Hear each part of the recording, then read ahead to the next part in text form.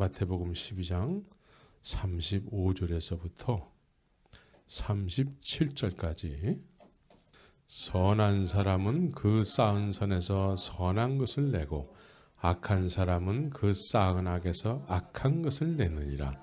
내가 너희에게 이르노니 사람이 무슨 무익한 말을 하든지 심판날에 이에 대하여 신문을 받으리니 네 말로 의롭다함을 받고 네 말로 정죄함을 받으리라.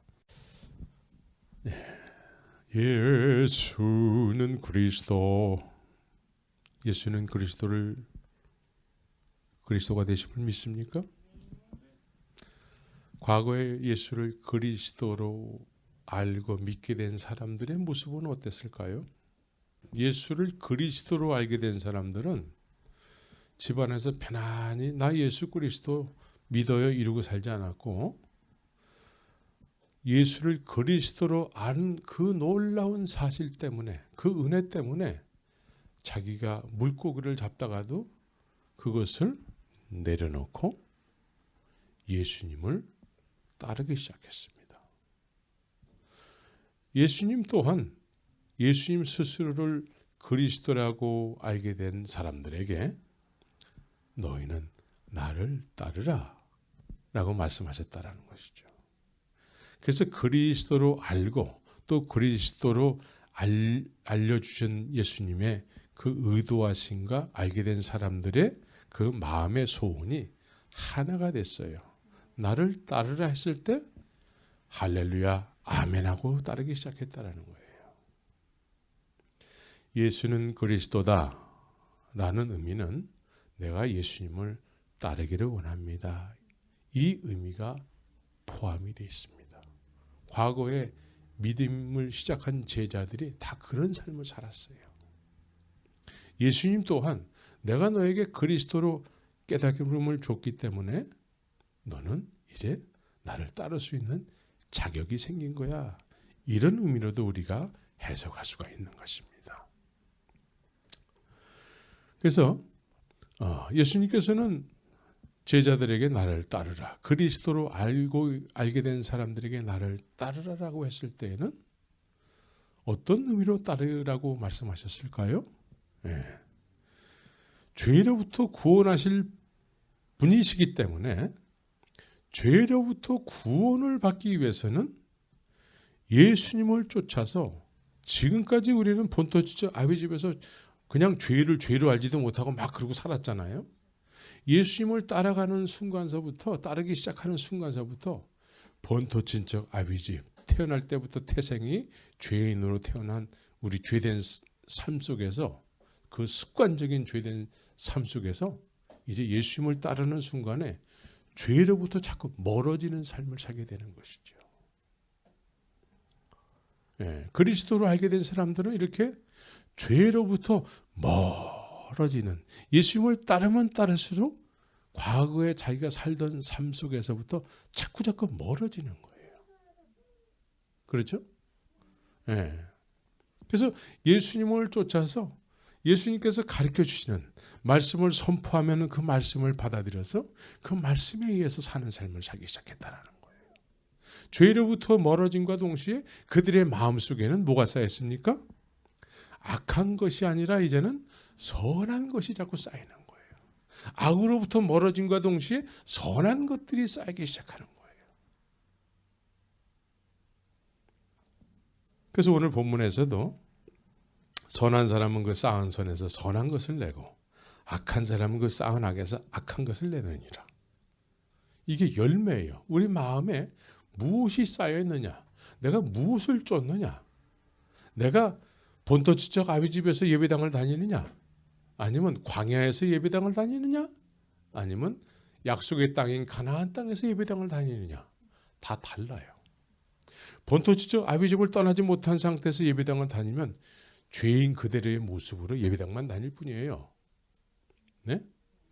근데 광야에서 예배당 다니는 사람들은 어떻습니까? 겉으로는 예배당을 다님으로 해서 훌륭한 직분자까지도 될 수 있어요. 그러나 속사람은 어떻습니까? 속사람은 본토지적 아비집에서 태어난 그 사람으로 사는 거예요. 광야에 속해서 예배당을 다니는 사람은 신학교도 다닐 수 있습니다.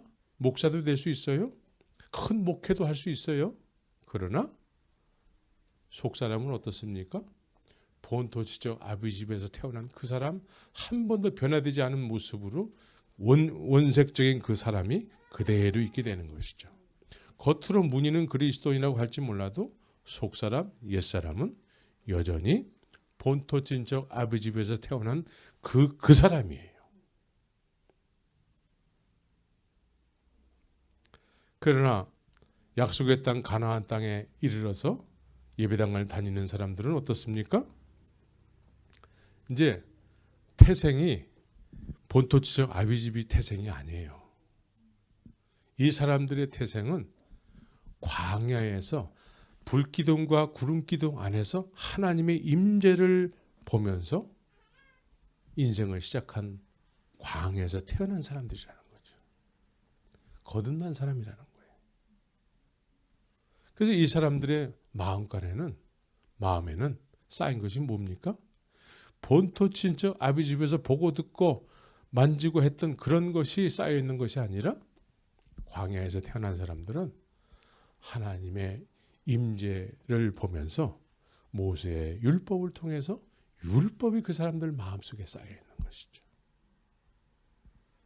그래서 이 사람들의 말은 본토 친척 아버지 집에서 태어난 사람들과의 비교가 될 정도로 쓰는 말이 다르게 되는 것이죠. 하나님께서 하라 하면 할렐루야 아멘. 이런 믿음의 사람이 되는 것이지요. 주님께서는 우리의 삶을 광야에서 살게 하기 위해서 우리의 인생을 시작하지 않았어요. 그렇죠? 본토 친척 아버지 집에서 그게 전부인 줄 알고 거기서 사는 거야. 거기서 축복받고 사는 거야. 주님이 의도하시면 이게 아니에요. 거기서 출애굽해서 애굽에서 출애굽하게 되지만 그래서 광야에서 사는 것 또한 주님께서 원하는 계획하신 삶이 아니에요. 예? 주님의 계획하신 삶은 가나안 땅에서의 하나님의 약속의 말씀을 붙잡고 살아가는 것이지요. 그래서 우리가 아까도 얘기했지만 예수님께서 보여주시길 원하시는 표적은 두 가지가 있었습니다. 두 가지. 첫 번째 표적은 뭐예요? 병든 자를 고쳐주시고 오병이어의 기적을 일으키시고 또 귀신을 내쫓고 또 눈먼 자를 눈뜨게 하고 여러 가지 이적과 기사를 통해서 하나님으로부터 오신 분이라는 것을 세상 사람들에게 보여줄 때에 이적과 기사를 통해서 하나님으로부터 오신 분임을 나타내 보여주셨다는 것이죠. 많은 유대인들이 이 사실을 믿었습니다. 많은 유대인들이 믿었어요. 예수님께서 이렇게 말씀하세요. 자기를 믿은 유대인들에게 이렇게 말씀하시는 것이죠. 너희가 내 말에 거하면 내 참 제자가 될 텐데 내 말이 너희 안에 거할 것이 없도다. 이 사람들은 주님께서 이적과 기사 여러 가지 표적을 봐서 예수님을 믿는다고 했지만 속 사람은 뭐였습니까? 그냥 죄인이었어요. 그래서 예수님께서는 그런 사람들에게 예수님 자신을 의탁하지 않았다고 말씀하고 있습니다. 사람의 속에 있는 것을 친히 아심으로 아직 죄가 해결이 안 됐대요. 그런데 예수님께서 정말 보여주길 원하는 표적이 뭘까요? 46년 동안에 세운 성전을 무너뜨리고 나는 사흘 만에 세우길 원한다는 거예요. 그러니까 내가 보여주길 원하는 표적은 사흘 만에 죽었다가 살아나는 거라는 거예요. 이 표적을 따르는 제자들에게 실제로 예수님께서 보여주셨습니다. 이 표적을 본 사람들과 보지 못한 사람들의 차이는 극명하게 달라져요. 예수님께서 사흘 만에 죽고 부활하신 그 이 표적을 보여준 사람들, 본 사람들, 그 사실을 목격한 사람들, 이 사람들은 나중에 그거를 증거하지 않으면 견딜 수 없어 하는 삶을 살았습니다. 2000년 뒤에 우리가 예수님을 믿고 예수님께서 나타내 보여주신 표적을 우리 믿는다고 하지만 그 표적을 경험한 사람은 그렇게 많지 않아요. 예? 그 표적을 경험한 사람. 예수님께서는 이 시대에도 그 표적을 우리에게 보여주길 원하시는 거 아니겠습니까? 예? 여러분들이 그 표적을 봤다면, 이 시대에도 여러분들이 그 표적을 봤다면, 여러분들은 그 표적을 증언하지 않으면 내가 거기서 자유를 얻게 됐습니다. 내가 거기서 죽었다가 예수 그리스도와 연합된 부활을 통해서 지금 내가 부활신앙을 가지고 살고 있습니다. 이런 믿음의 간증을 하게 될 것입니다. 그런데 그 2000년 전에 주님께서 그런 표적을 그 따르던 제자들에게 보여줬지만 우리에게는 어떻게 보여주실까요?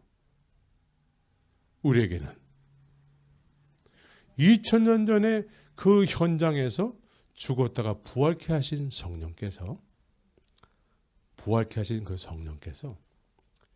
이 시대에 우리에게도 그 임하여 주셔서, 성령이 임하여 주셔서 그 놀라운 표적을 눈으로 보는 것처럼 우리의 영혼이 느껴진다면, 성령이 임함으로 인해서 그 예수님께서 우리에게 보여주길 원하시는 그 3일 만에 죽었다가 사흘 만에 부활하시는 그 놀라운 영광을 성령을 통해서 깨달음을 주신다면 2000년 전에 그것을 깨달음을 얻고 그것을 전하지 않으면 견딜 수 없어 했던 그 120명의 사람들과 동일한 삶을 살게 될 줄 믿습니다. 예수를 믿어도 앞으로 내가 어떻게 살아야 돼요?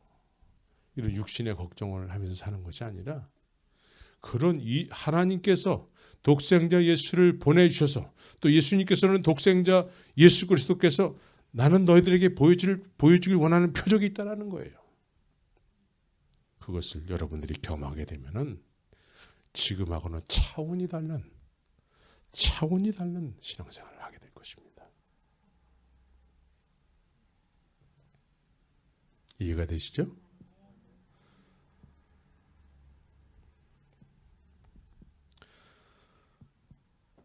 오늘날 메시지의 대부분들은 이런 주님께서 죽었다가 사흘 만에 부활하시는 이 표적을 이론적으로는 알아요. 이론적으로는. 예배당을 다니면 그런 이론적인 것들은 다 알 수 있어요. 또 공부를 통해서 또 깊이 알 수도 있어요. 그러나 그 표적이 공부한다고 해서 주님이 의도하시는 그대로 깨달음을 얻는 것은 아니에요. 그것은 오직 성령에 의해서 되는 것입니다. 그런데 오늘날은 예배당을 오래 다녔으니까 직분을 받았으니까 믿었다 치고 예수님을 만났다 치고 그러고 나서는 말씀대로 살지 않아도 괜찮아. 그냥 이렇게 믿으려고 노력을 하면 주님께서 그거를 갸륵하게 여겨주셔서 그것을 받아주시고 꼭 그렇게 주님이 말씀한 대로 우리가 어떻게 살아. 응? 그냥 우리 교회만 다니면은 아무 문제 없어. 이렇게 얘기하는 경우가 많이 있거든요. 응? 우리 교회를 열심히 다니면 아무 문제 없는데 우리 교회를 다니다가 다른 교회 가면 구원을 놓칠 수도 있어. 뭐 이런 식으로 얘기하는 사람들도 있어요.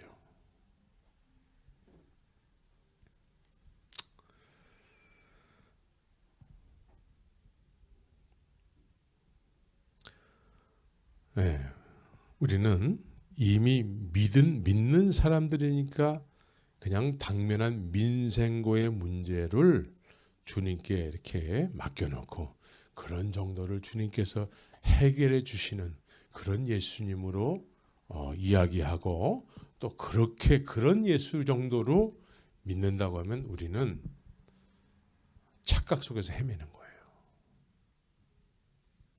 착각 속에서. 그래서 장님이 장님을 인도하는 꼴이 되는 경우가 많아요. 장님은 뭡니까? 예, 자기도 못 보고 남도 못 보는 거예요. 자기도 못 보고 남도 못 보게 하는 거라는 얘기예요.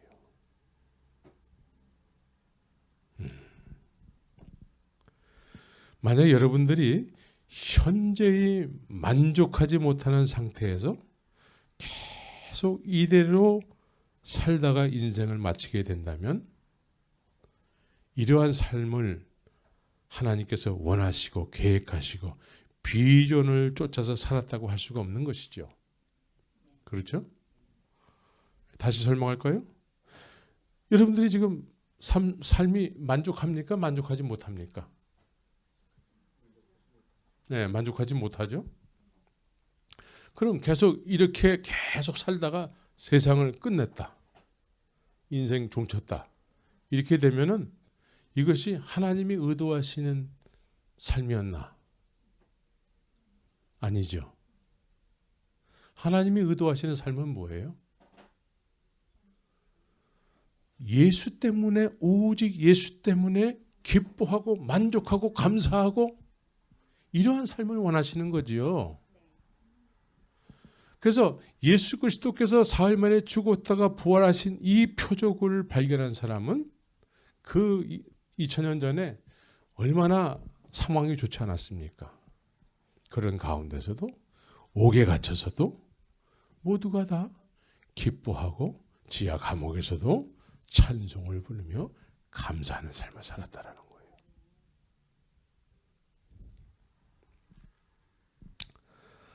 성경은 어떠한 삶을 살던 간에 세상의 모든 사람들은 하나님의 심판대 앞에 서게 된대요.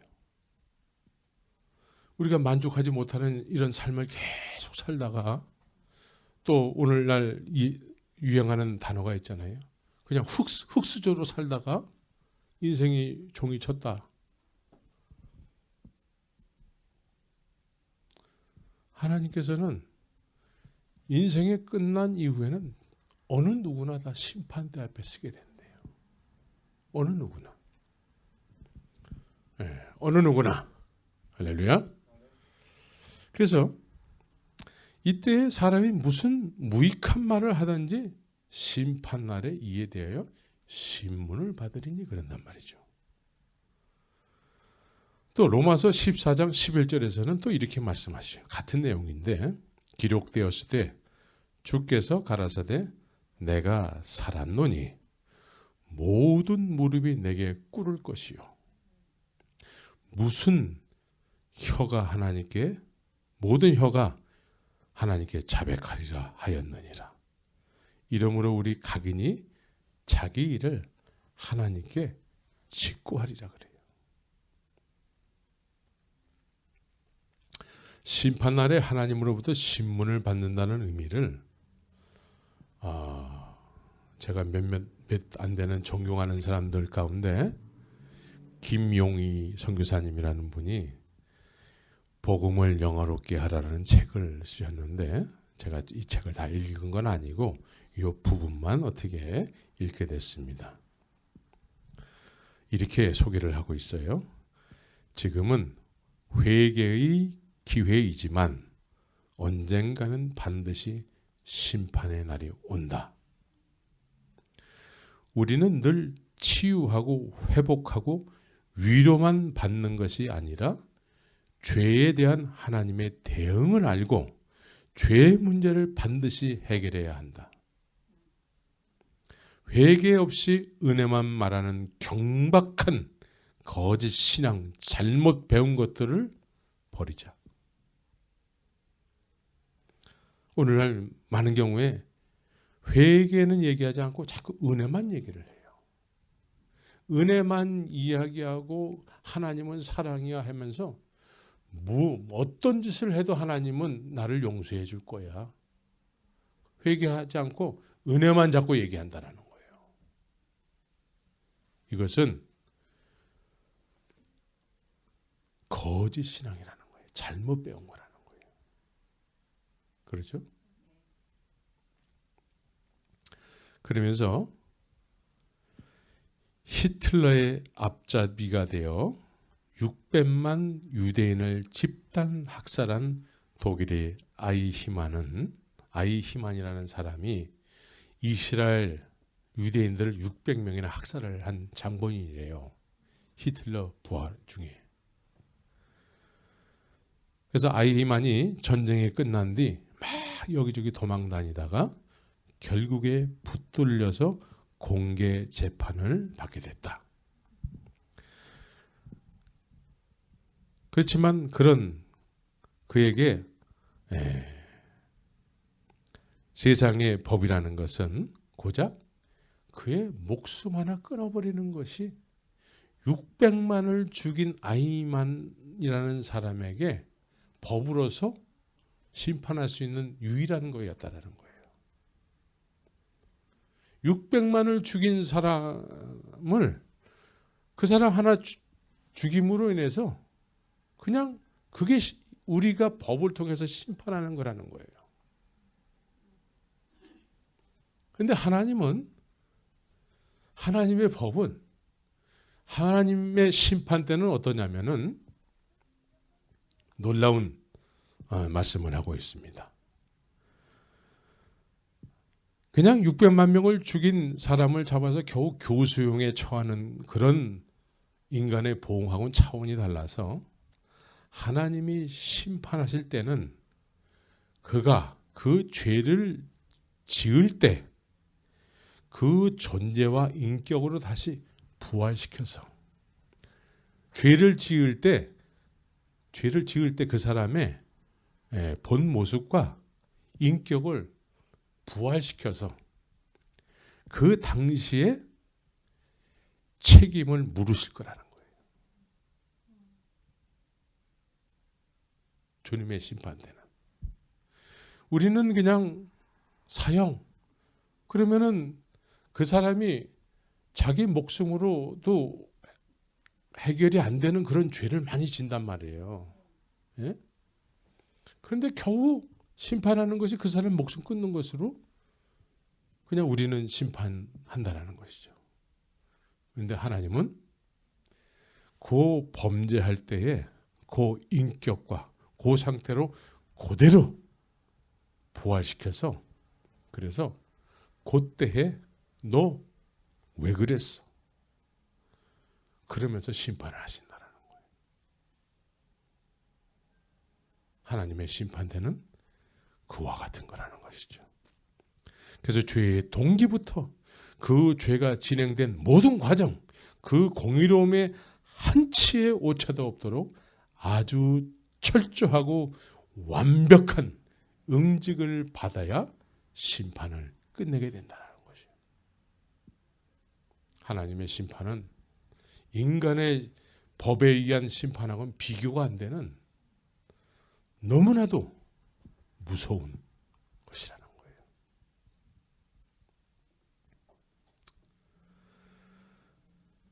그래서 가볍고 무거움을 달아 모자라지도 않고 심판을 정확하게 집행하게 된다는 사실인 것입니다. 우리가 얻게 되는 결론은 어떤 경우에도 죄는 반드시 심판을 거치게 된다는 것이다. 죄에는 반드시 응당한 심판이 있다. 이 사실이 성경이 말해주는 원리다. 하나님은 죄에 대해 단호하시고 죄와 사탄을 위해 지옥을 만드셨다. 죄에 대해 진노하시고 반드시 죄를 심판하시며 죄는 결코 천국에 들이지 않으신다. 죄는 하나님께서 하라 하신 것을 하지 못하게 하고 또 하나님께서 하지 말라고 하신 것을 하고 싶어하는 속성을 가지고 있습니다. 그래서 주님을 사랑하고 또 주님을 그리스도로 알아서 주님을 따르는 길을 가지 않는 이상은 죄의 속성을 이길 수가 없는 거예요. 죄의 속성을 이길 수가 없어. 주님을 따라서 주님을 쫓아서 제자의 삶을 살아야지만 주님은 참 포도나무요. 가지로서의 삶을 그 생명을 가지고 살아야지만 우리가 죄의 속성으로부터 승리할 수 있다는 거예요. 그리스도로 간 사람들은 그래서 주님을 따라가는 거예요. 그리스도라는 의미가 뭐예요? 죄로부터 구원하시는 분이라는 얘기잖아요. 우리의 죄로부터 구원하실 분이기 때문에 그분을 따라가야지만 죄로부터 멀어지는 삶을 사는 것이요. 죄로부터 멀어짐과 동시에 주님께서 나는 모든 이 세상의 모든 존재들에게 보여주길 원하는 표적이 있어. 그 표적이 뭡니까? 십자가의 표적이에요. 내가 죽고 사흘 만에 부활할 거야. 이 표적을 보여주시기 위해서 주님이 오셨다라는 거예요. 이 표적이 없는 다른 표적을 보고 쫓아간다면 말씀이 거할 곳이 없어요. 그냥 그런 사람들은 자기의 소원은 옛사람의 소원은 그대로 가지고 있어요. 애굽에서 태어난 그 원죄를 그대로 가지고 있어요. 예? 예. 본토지적 아비집에서 태어난 그 사람의 원래의 본 모습을 그대로 가지고 산단 말이에요. 예?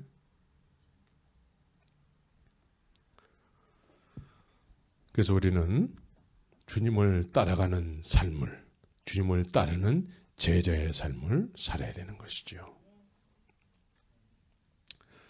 그래서 항상 과거와 연결이 되어서 얽히고 설켜서 바람잘 날이 없는 삶을 살아가는 사람들은 본토지적 아비집을 버리지 못했기 때문에 그래요. 예? 과거의 끈들이 나를 계속 묶고 있는 거예요. 그래서 주님 앞에 나가려고 하더라도 계속 끈이 묶여 있어가지고 항상 인생의 문제가 막 꼬여가지고 감사할 수 있는 그런 여력이 생기지 않아요. 예? 오늘 어떤 설교를 들으니까 모든 사람에 대해서 관대하세요. 여러분들 관대합니까? 예. 그러면 관대하게 사십시오. 그러면 관대하게 사실 수 있어요? 네, 못 살아요. 그런데 오늘날은 그렇게 못 사는데 못 살 수밖에 없는 영적인 위치에 있는데 관대하게 사세요. 이렇게 얘기한단 말이죠. 관대하게 살 수 있는 사람들은 어떤 사람이 관대하게 살 수 있어요? 내가 관대하게 여김을 받은 경험이 있어야지만 주님으로부터 내가 관대함, 용서받은 경험이 있어야지만 남을 용서할 수 있는 마음의 여력이 생기는 것입니다. 예? 사랑하세요 하면은 사랑이 돼요? 이웃을 내 몸과 같이 사랑하세요 하면은 사랑이 됩니까? 왜 안 돼요? 그런데 사랑이 안 되는데도 노력해서 그렇게 살라고 한다고 그러면 그건 율법주의가 돼버려요. 예? 사랑이 안 되는데 내가 조금 시도했기 때문에 주님이 나를 기뻐 받아줄 거야. 그런데 주님은 내가 너를 사랑한 것처럼 너도 내 이웃을 네 몸과 같이 사랑하라는 것이죠. 그럼 사랑을 받아본 경험이 있는 사람이 남도 사랑할 수 있는 거예요. 고기도 먹어본 사람이 고기를 먹는 거예요. 예? 옛날에 제가 선교사 생활할 적에 몽골에 이제 탈북한 아이들 5명이 넘어왔어요. 탈북한 아이들. 근데 몽골은 주식이 고기거든. 그 아이들한테 고기를 줬어요. 그랬더니 고기를 먹다가 토하더라고. 못 먹어요. 고기를 먹어본 기억이 없기 때문에. 이처럼 사랑도 사랑을 먼저 받아봤어야지만 사랑할 수 있는 거예요. 네? 용서도 내가 용서받은 기억이 있어야지만 남을 용서할 수 있는 거예요. 믿습니까? 내가 용서받은 기억이 있다는 것은 난 죄인 중에 괴수라는 거예요. 그래서 내가 이 세상에서 용서 못할 사람이 없다라는 것이죠. 네? 그래서 주님께서는 만달란트의 비유를 통해서 그런 말씀을 하시는 거예요. 네? 우리의 얽히고 설킨 모든 문제는 100데나리온 정도의 가치밖에 안 되는 것이죠. 용서 못하는 것도 100데나리온 정도. 그것도 맥시멈이죠. 그러나 우리가 주님으로부터 용서받은 것은 10,000달란트라는 거예요. 주님으로부터 은혜를 받은 것이 마음속에 영혼 속에 새겨졌다면 이 세상에 용서 못할 죄가 없는 것이죠. 믿습니까?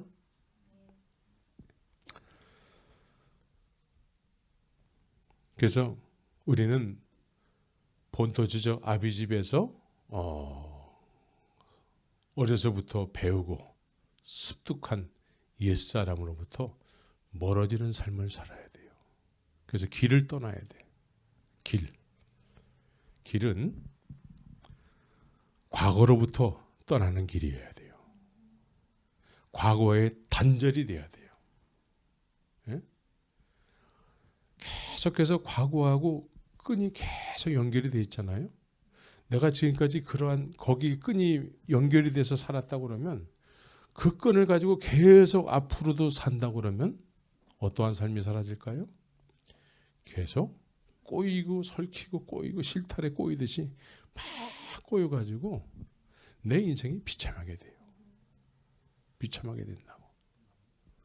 또한 과거로부터의 끈을 더 갖고자 하는 욕심과 후회를 갖게 되는 것이죠. 과거로부터 끈이 이렇게 연결이 됐잖아요. 그러면 그때 내가 왜 그랬을까? 자꾸 후회를 하게 되는 거예요. 네. 자꾸 후회를 해요. 후회한들 무슨 소용 있나요? 네? 그런데 과거의 끈이 나를 계속 붙잡으면 늘 눈 감고 잠자기 전에 묵상하는 것이 뭐예요? 후회야, 후회. 네? 그때 내가 왜 그랬을까? 네?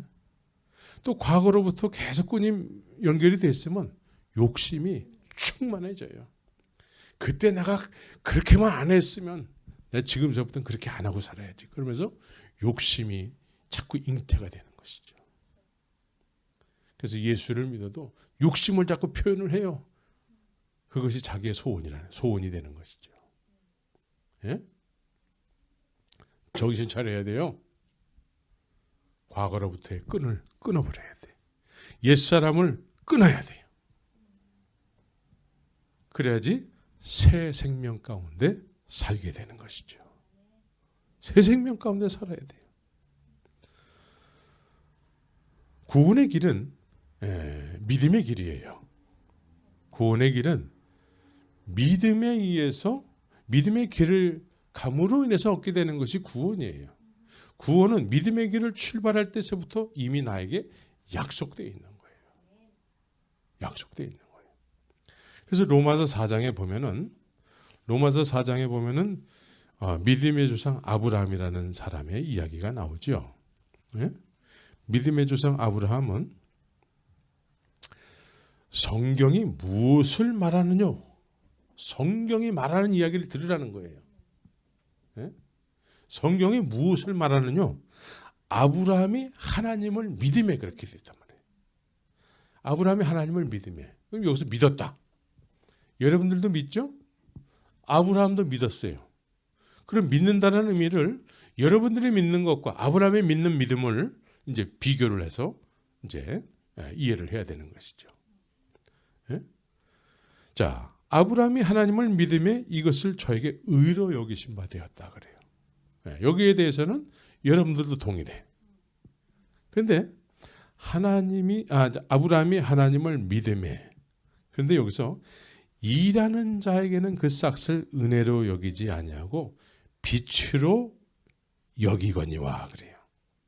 일하는 자에게, 여기서 일하는 자는 뭐예요?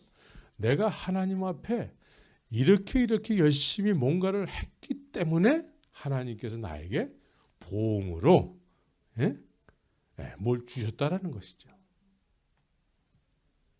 이건 아브라함의 믿음하고 다른 거예요. 이거는 율법주의죠. 내가 뭔가를 했기 때문에 주님이 나에게 은혜를 주셨다고 생각한다면 이것은 성경적인 의미가 아니에요. 그래서 아브라함은 5절에 보니까 이를 아니하실지라도 경건치 아니한 자를 의롭다 하시는 이를 믿는 자에게는 그의 믿음을 의로 여기시나니 그래요. 자, 베드로가 예수님께서 그 고기 한 마리를 못 잡은 베드로의 배에 올랐잖아요. 고기를 많이 잡게 해줬어요. 여러분들이 원하는 거죠? 그죠? 고기를 많이 잡게 해주셨어요. 그러면 내가 평상시에 하나님을 이렇게 열심히 섬겼기 때문에 하나님께서 이렇게 보응으로 은혜를 주신 거구나. 이렇다고 하면은 이건 아브라함의 믿음하고 다른 거예요. 그렇죠? 근데 베드로는 아브라함하고 똑같이 고기가 많이 잡혔는데 친구들이 와서 그 고기를 막 끌어당겨야지만 겨우 육지까지 옮길 수 있는 그런 방대한 양의 고기가 잡혔다라는 거예요. 그런데 베드로는 그 많이 잡힌 고기를 통해서 막 기뻐하지 않고 예수님 앞에 무릎을 꿇어버리는 거예요. 어떻게 나 같은 죄인에게 이런 놀라운 은혜를 베푸십니까? 당신은 나는 정말 죄인 중에 괴수이기 때문에 나를 가까이 해서는 안 돼요. 주님. 그렇죠? 일을 아니하실지라도 경건치 아니한 자를 가까이 해주시고 은혜를 베풀어 주셨다라는 거예요. 여기에 대해서 베드로는 감격을 하게 되는 것이죠. 감사가 넘치게 되는 거예요. 그래서 그의 믿음을 의로 여기시나니 하면서 너 이제부터 내 제자가 될 수 있는 자격을 너에게 줄 거야. 나를 따르라. 주님께서 나를 따르라고 한 사람들은 아무한테나 그렇게 얘기하지 않았어요. 어떤 사람은 내가 주님을 따르겠어요 그랬더니 주님이 뭐라고 말씀하시죠? 너 안 돼 이렇게 얘기하지 않으시고 여우도 굴이 있고 새도 거처할 곳이 있는데 인자는 머리 둘 곳이 없도다. 이 얘기는 뭐예요? 네가 원하는 것을 나는 가지고 있지 않다라는 거예요. 나는 그런 예수가 아니라는 거예요. 네가 원하는 예수가 아니라는 거예요. 너는 나를 따르면 안 돼. 나는 너의 그 원하는 것을 이루어지지 않을 거야. 나는 그런 목적으로 세상에 온 내가 아니야. 라고 얘기하는 것이죠.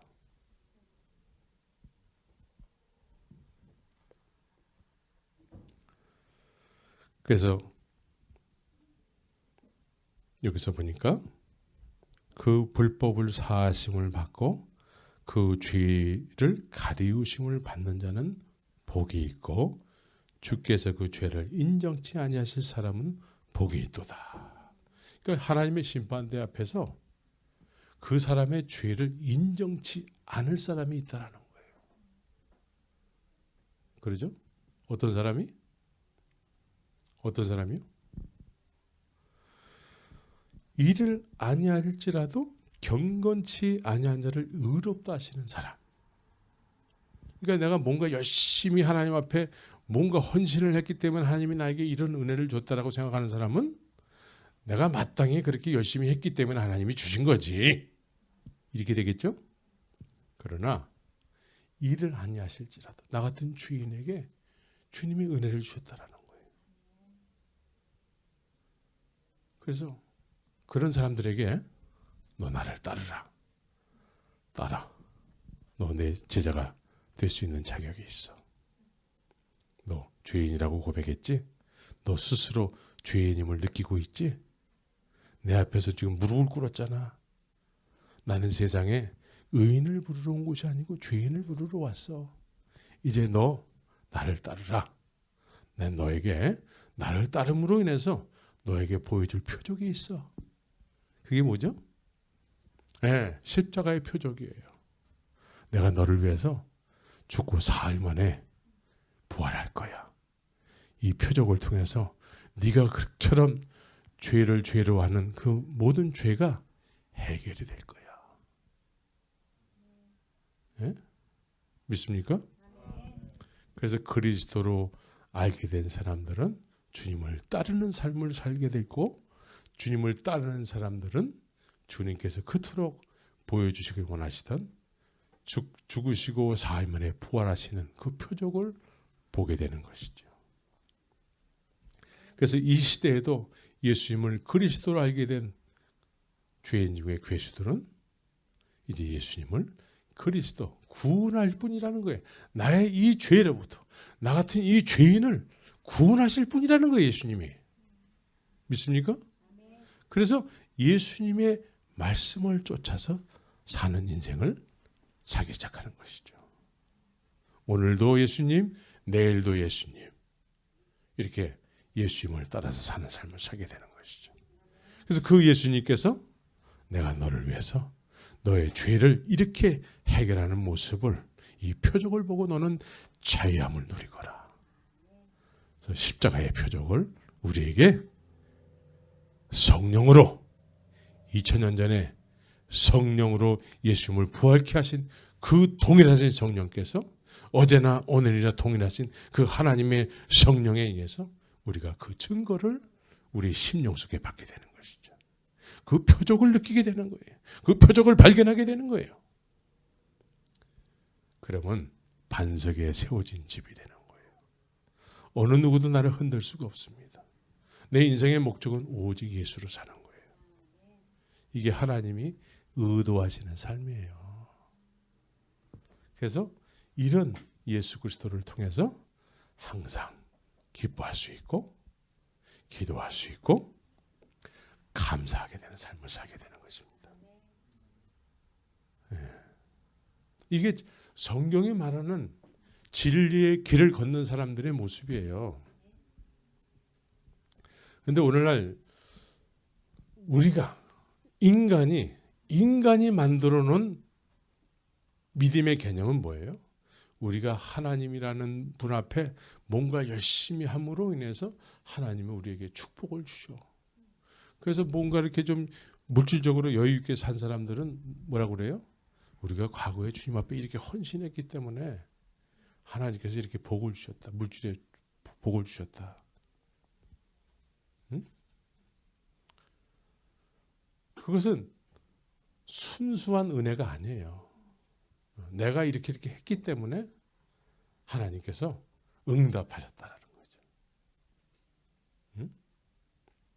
우리는 어떻게 나 같은 죄인에게 독생자 예수를 보내십니까?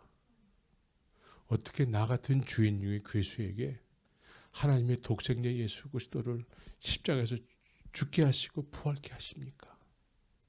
이것이 우리 마음속에 깊이 새겨져서 이 은혜 때문에 우리가 늘 감사하는 삶을 살게 되고, 예? 그리 아니하실지라도 내가 물질의 축복이 내 인생을 통해서 충만하게 되지 않을지라도, 예? 그리 아니하실지라도 나는 예수님 나를 위해서 십자가에서 죽으시고 부활하신 이 한 가지 놀라운 은혜 때문에 그리 아니하실지라도 나는 감사해요. 이게 하나님께서 독생자 예수 그리스도를 보내서 그 독생자 예수 그리스도를 그리스도로 알게 된 사람들의 삶의 모습이 되는 것이죠. 네. 아유, 뭘 먹어야 되죠? 앞으로 어떻게 살아야 돼요? 걱정돼 죽겠어요. 이런 나의 인생의 육신의 어떤 문제를 그것을 해결하기 위해서 예수님이 오신 건 아니에요.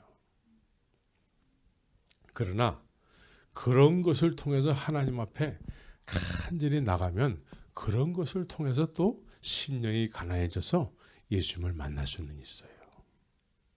예? 베드로도 그런 사람 중에 하나죠. 고기를 한 마리도 못 잡은 상태에서 예수님이 오셨으니까. 그죠? 그런데 예수님을 만나고 보니까 그분은 빛이요 나는 어둠이었다라는 것이죠. 나는 새카만 죄인이었다라는 거예요. 그래서 무릎을 꿇을 수밖에 없고 고기 많이 잡은 것은 별로 안중에도 없어 이제. 주님께서 말씀하셨다라는 거예요. 너 나를 따를래? 할렐루야 아멘 따라가겠습니다. 그래서 그리스도로 안 많은 제자들이 그물을 깊고 하던 모든 것들을 다 내려놓고 본토지역 아비집을 떠나서 예수님을 말씀이 육신이 되신 그 말씀의 하나님을 쫓아서 살았다는 것이죠. 그래서 그 말씀을 쫓아서 살다 보니까 그 말씀은 골고다 십자가로 인도하셨다는 거예요. 따르는 자들만 아는 거예요. 그리스도로 알고 감사해서 따르는 자들만 알게 되는 놀라운 사실이죠. 그래서 이것을 어느 누구에게나 이야기할 수밖에 없는 복음이 되는 것이죠. 이 시대는 시대상으로 볼 적에 소돔성에 사는 것과 같아요. 그렇죠? 소돔성에 사는 것과 같아요. 소돔성 안에서 자행되던 것과 같은 그런 불법들이 지금 막 횡행하고 있지 않습니까? 그래서 소돔성에서 사는 거와 다를 바가 없습니다. 이런 시대에 여러분들의 가치관은 무엇입니까? 가치관이 뭐예요? 가치관 하면은 가치관이 무슨 뜻이죠? 나의 생명을 걸고 그것을 위해서 산다라는 의미예요. 네? 여러분들의 가치관이 뭡니까? 네. 우리는 소돔성과 같은 곳에서 지금 살고 있습니다. 이런 곳에서 이런 시대에 불법을 옳다고 여기며 살아가는 자들과 같이 무엇을 먹을까? 무엇을 마실까? 이런 것이 삶의 목적이 돼서 가치관이 돼서 살아간다면 우리는 틀림없이 하나님 심판대 앞에 서게 될 것입니다. 죄 없다 하지 않으시고 너 죄 있다 하시고 죄를 질 때 그 모습, 그 인격 그대로 부활시켜서 주님이 우리에게 책망하시고 징계를 영원한 지옥불에 던지게 될 것입니다.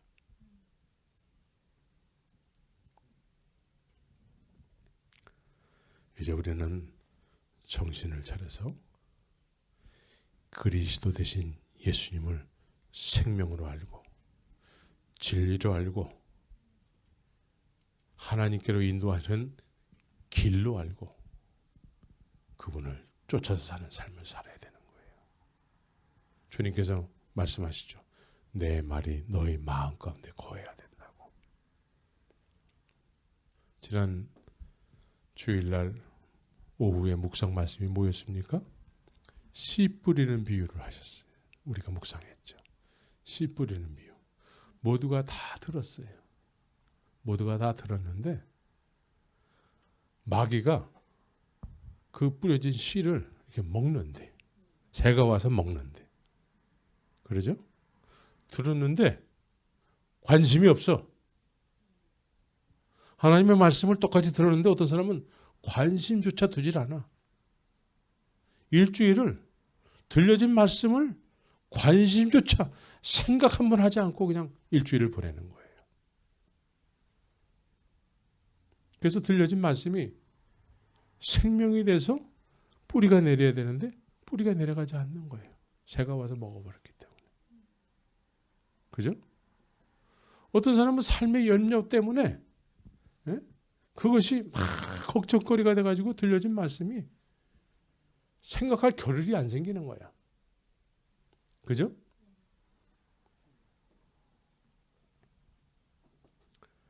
그리고 이미 마음밭에는 다른 것들이 이렇게 다 이론들이 가득 차가지고 주님의 말씀의 씨가 뿌려졌는데 들어가질 못하는 거예요. 그러죠? 이건 돌짝밭 같은 땅이죠. 걱정거리. 뭘 먹을까, 뭘 마실까. 이 일을 내가 계속 해야 될까. 이런 걱정거리들. 이런 염려 때문에 들려진 주의 말씀은 별로 관심이 없게 되는 것이죠. 그래서 지금까지 말씀을 들었다고 하면은 주님의 생명의 말씀이 수천 번 들었겠지? 그죠? 수천 번 들려진 말씀의 씨는 내 안에 뿌려졌는데 귀를 통해서 내 마음에 들어왔는데 남는 게 없는 거예요. 옥토와 같은 사람은 그 말씀의 씨가 뿌려져서 이제 인내하면서 결실을 하는 자라는 거죠. 인내해야 되는 거예요. 말씀에 일단 관심이 있어야 돼요. 주님께서 이 세상에 다녀가셨는데 나를 위해서 다녀가셨는데 다녀가신 어떤 은혜가 내 마음간에 전혀 남지가 않아. 예? 남지가 않아.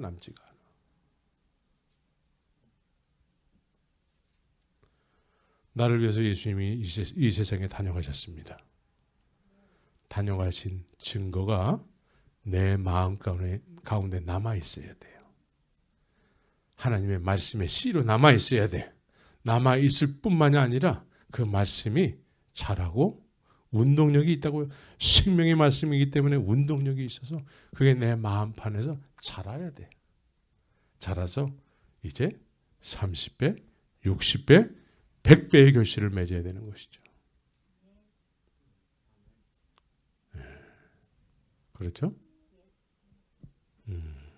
우리 정신 차려야 돼. 지금 소돔성과 같은 그런 성 안에 산다고 생각이 되고 또 그런 시대에 살고 있다고 생각이 됩니다. 정신 차려야 돼요. 좁은 길, 좁은 문으로 들어가기 힘써야 돼요. 그래서 새 생명 가운데 내가 주님 보시기에 별로 좋아 보이지 않는 삶을 살다가 어느 날 훅 가게 돼요. 훅 가게 된다고. 예? 예.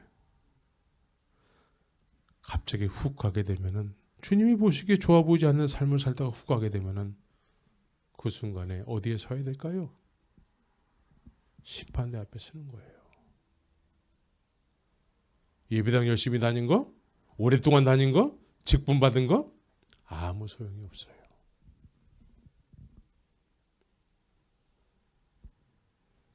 너 어떻게 살았느냐? 무슨 말을 하면서 살았느냐? 무슨 가치관으로 살았느냐? 그거를 우리가 죄를 질 때 그 인격체로 그대로 부활시켜서 주님께서 물으신다는 거예요. 얼마나 무서워요? 먼 훗날의 얘기가 아니고 오늘 내가 떠나면 오늘 그것이 이루어지는 거예요. 그래서 현재적 삶을 살아야 돼. 현재는 과거로부터 온 현재를 살면 우린 망하고 말아요.